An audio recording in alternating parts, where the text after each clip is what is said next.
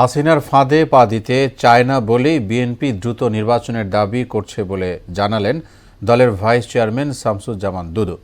অন্তর্বর্তী সরকারের উদ্দেশ্য সৎ হলে বিএনপির ৩১ দফা বিবেচনায় নিত বলেও মন্তব্য করেন তিনি।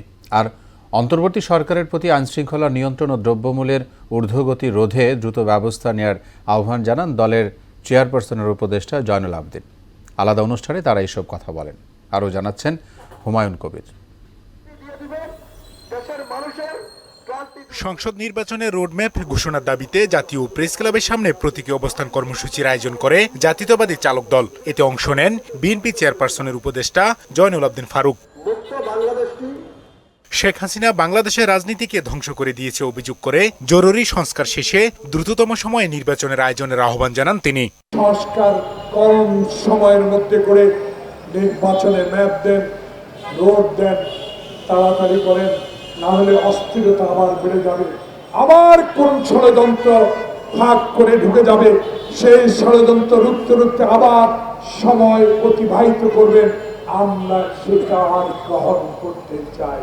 এই সময় অপারেশন ডেভিল হান্ট নিয়েও কথা বলেন জয়নুল আবেদিন ফারুক। আমি জনগণের পক্ষ থেকে আপনাকে জানতে চাই আপনার কাছে এই ডেভিল হান্ট সময় মতো কেন করা হলো না।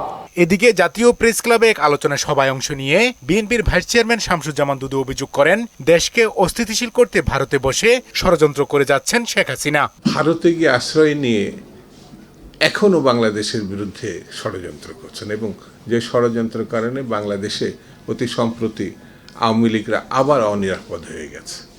বিশৃঙ্খলা আমরা পছন্দ করি না, এবার সরাসরি বিএনপির পক্ষ থেকে বলেছে, কিন্তু উস্কানি দিলে যার পরিণতি তো তাদেরকে ভোগ করতে হবে। বিএনপি হাসিনার ফাঁদে পা দিতে চায় না বলেই নির্বাচন দাবি করেছে।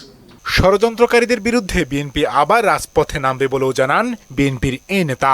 যারা মানুষের গণহত্যা চালাচ্ছে তাদের বিচারের দাবিতে এবং জনগণের সরকার প্রতিষ্ঠার জন্য বিএনপি আবারও রাস্তায় প্রয়োজন হলে নামবে এবং মানুষকে ঐক্যবদ্ধ করবে।